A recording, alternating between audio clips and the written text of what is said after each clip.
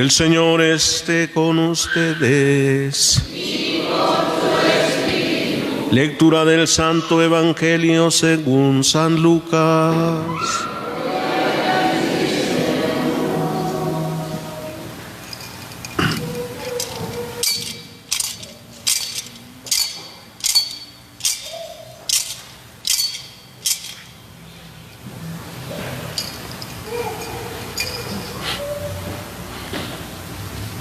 Muchos han tratado de escribir la historia de las cosas que pasaron entre nosotros, tal como nos las transmitieron los que las vieron desde el principio y que ayudaron en la predicación. Yo también, ilustre Teófilo, después de haberme informado minuciosamente de todo, desde sus principios, pensé escribírtelo por orden para que veas la verdad de lo que se te ha enseñado. Después de que Jesús fue tentado por el demonio en el desierto, impulsado por el Espíritu, volvió a Galilea. Iba enseñando en las sinagogas. Todos lo alababan y su fama se extendió por toda la región.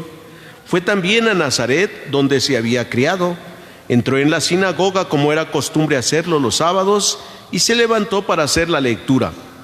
Se le dio el volumen del profeta Isaías, lo desenrolló y encontró el pasaje en que estaba escrito: El Espíritu del Señor está sobre mí, porque me ha ungido para llevar a los pobres la buena nueva, para anunciar la liberación a los cautivos y la curación a los ciegos, para dar libertad a los oprimidos y proclamar el año de gracia del Señor.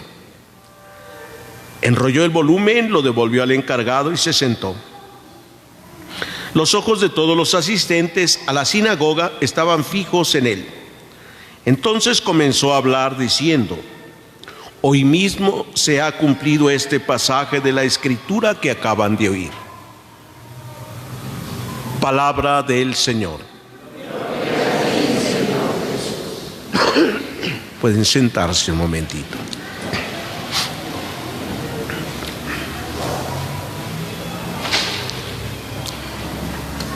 Queridos hermanos, cuando el Papa instituyó que este tercer domingo ordinario se celebrara una fiesta, vamos a decirlo así, de la palabra de Dios, nos enseña que es la palabra de Dios la que nos va revelando a Dios, nos va dando a conocer a Dios.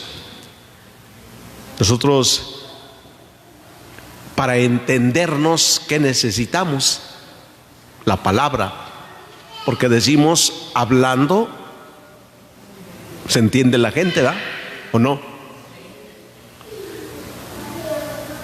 Entonces, cuando Dios nos habla y nosotros escuchamos, vamos a entender, vamos a conocer a Dios. Si hoy en la actualidad mucha gente no cree en Dios, se ha alejado de Dios, se enoja con Dios incluso aunque no cree, es porque no lo conoce, no sabe quién es Dios, le reclama, pero no sabe quién es Dios, le acusa incluso de ser el responsable de todos los males que hay en el mundo. Le dice: si Dios existiera no habría tanta guerra en el mundo, no habría tanto mal, tanta injusticia, no habría... Todo lo culpa a Dios de todo el mal que hay.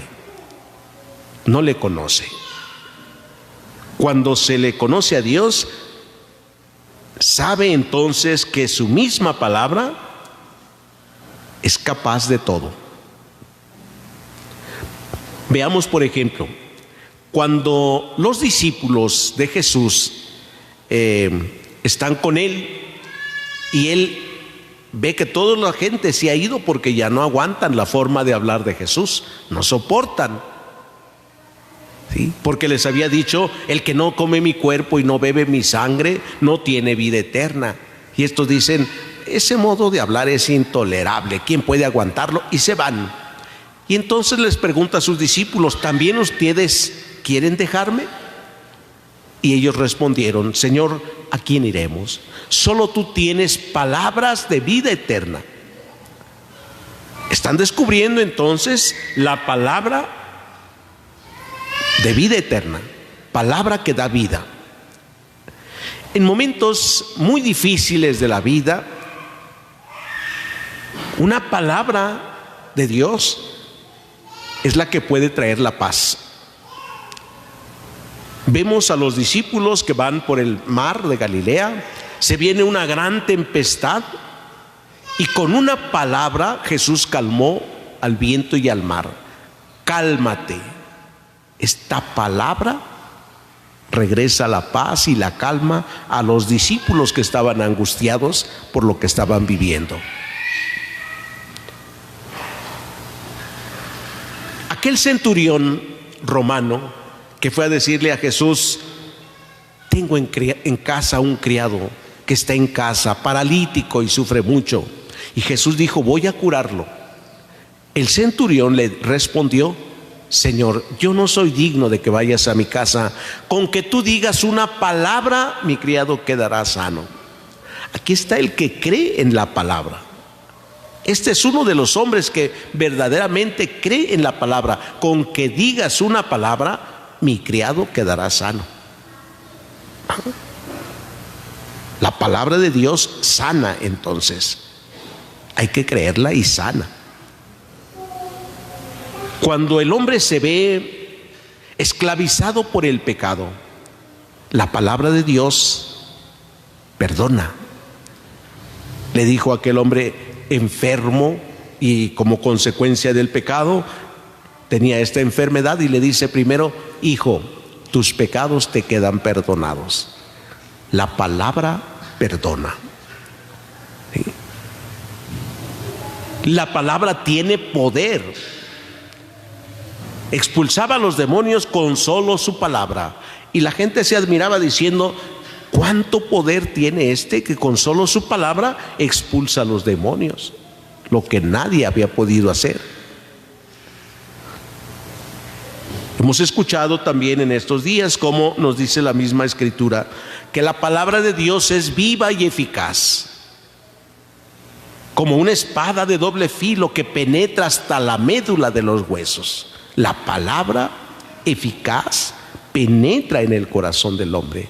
Por eso cuando alguien está escuchando constantemente la palabra de Dios, se va dando cuenta de muchas cosas en su vida, como lo hizo el pueblo de Israel. Hoy escuchamos que Nehemías, el sacerdote Esdras, leyeron todo el día la palabra de Dios, la lectura del libro de la ley. La gente, que era muchísima, escuchaba y lloraban de tristeza. ¿Por qué lloraban de tristeza? Porque se daban cuenta de que se habían apartado de Dios, que lo que Dios estaba diciendo ahí en su ley había sido desobedecido por ellos. Sin embargo, el profeta les dice: no estén tristes ni lloren, porque es día de fiesta.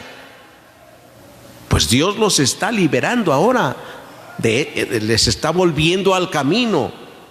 La palabra de Dios nos hace darnos cuenta cuando vamos en el camino correcto y cuando nos apartamos de él también. ¿Acaso no dicen alguna vez: ya, padre, no eche tantas pedradas cuando van a la misa? Dicen: ay, me eché una pedrada, ahora sí. Y a veces es una palabra que se dice nada más. Le digo: pero ¿por qué una palabra? Digo, una pedrada, ¿por qué? Pues es que eso de que dijo, pues, a mí me pegó.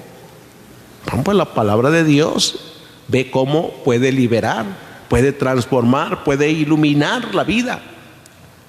Por ello nosotros, queridos hermanos, hemos de buscar siempre estar en este contacto con la palabra de Dios, siempre.